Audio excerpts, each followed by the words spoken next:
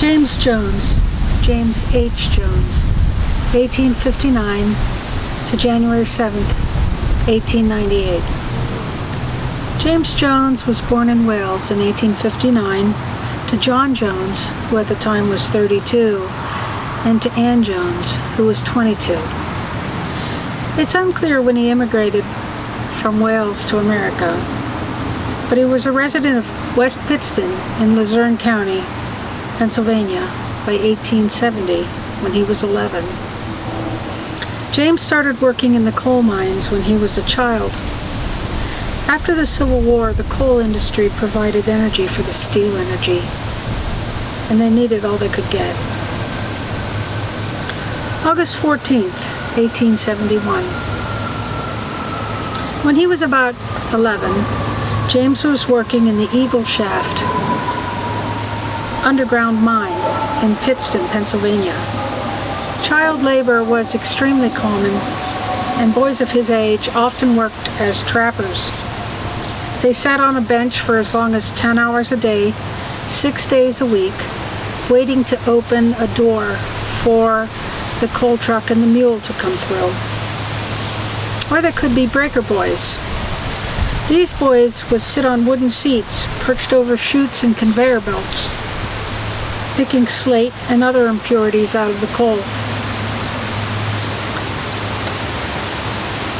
They pushed their boots into the stream of fuel flowing beneath them and briefly picked out the impurities, and then let the coal pass on to the next breaker boy to look for more impurities, stones.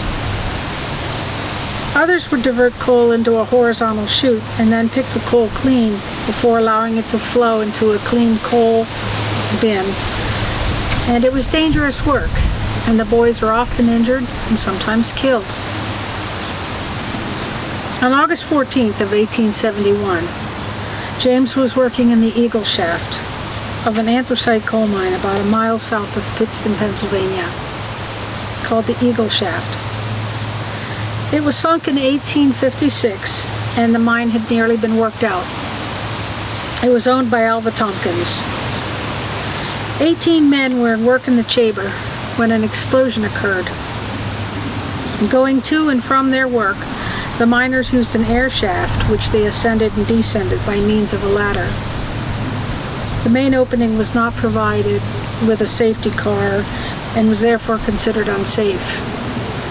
The explosion blew away the props, and the subsequent fall of the roof followed, completely blocking up the passages and cutting off any means of escape for the survivors of the explosion.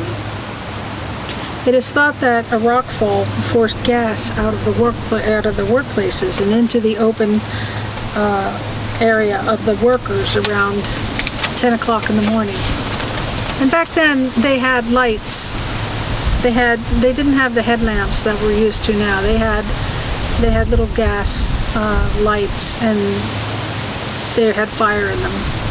So it is believed that the gas came in contact with this fire and caused the explosion.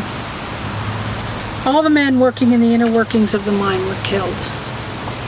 Men at the foot of the shaft heard the explosion and felt the shock of a harmless gust of air. They went into the gangway without lamps to see what might be done for those inside, and they found one body, Benjamin Davis, outside of a rock fall that blocked the passage. Rescuers dug through the fallen rock, but could not get inside until they put out the fire in the furnace and turned water down into the shaft. Some of the brattices that were destroyed were replaced to provide enough air to reach the bodies, which were brought out by the night of August 15th, 1871. A brattice is a partition or shaft lining in a coal mine, typically made of wood or heavy cloth, and it's used to control ventilation in a mine. About 3 o'clock, the body of Evan E. Jones was found and brought up. One newspaper article said that Evan was the brother of James, but I couldn't find any evidence to that effect. I just found that James seemed to be an only son of John and Anna. but could be wrong. During the afternoon, more men were found, and one had been the only survivor of an explosion that killed 6 men in the same mine in 1866. That would be James Morgan. So he had survived a prior explosion, and he was killed in this one. Thousands of sympathizing citizens, miners, and others were present in rendering assistance under the circumstances. But James Jones was the youngest survivor of this terrible disaster, which killed 17 men. I don't know if he was a breaker boy or a trapper, but he was lucky to get out. By 1880, James was still living with his parents and had moved to Exeter in Luzerne County. And he was still a miner, according to the census records, but his father was a farmer. At some point, James married Isabella Bryden, whose mother owned a grocery store in Pittston, and they went on to have 2 sons and a daughter. Andrew was born in 1886, and 2 years later, in 1888, the family moved to West Pittston. Anna was then born in 1889, and John was born in 1892. So he named at least 2 of his kids after his parents. John was probably named after John Jones, James's father, who died on March 22nd, 1891. By 1898, the family had moved to Spruce Street in Pittston. James was a Republican, and he was prominent in West Pittston politics. He was an active member of the West Pittston Hose Company and the American Protestant Association.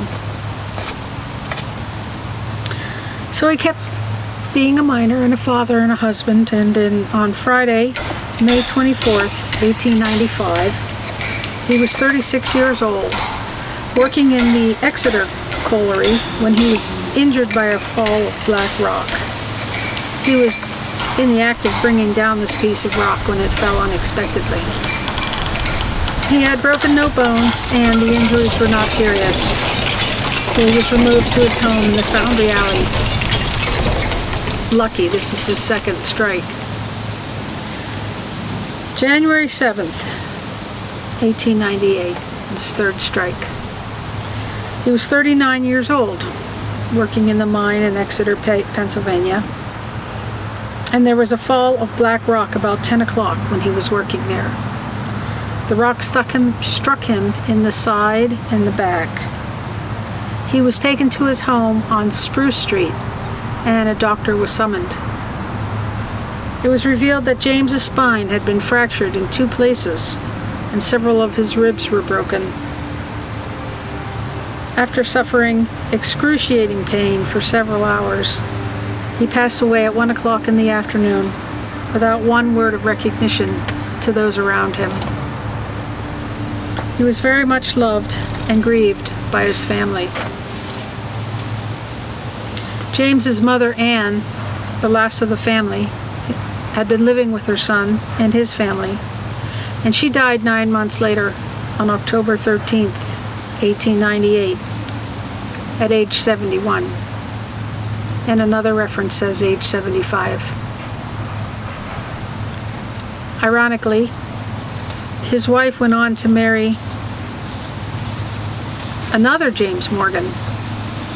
James Morgan had been killed in the Eagle Shaft mine incident. So she went and lived till 1934 when she died of a heart attack.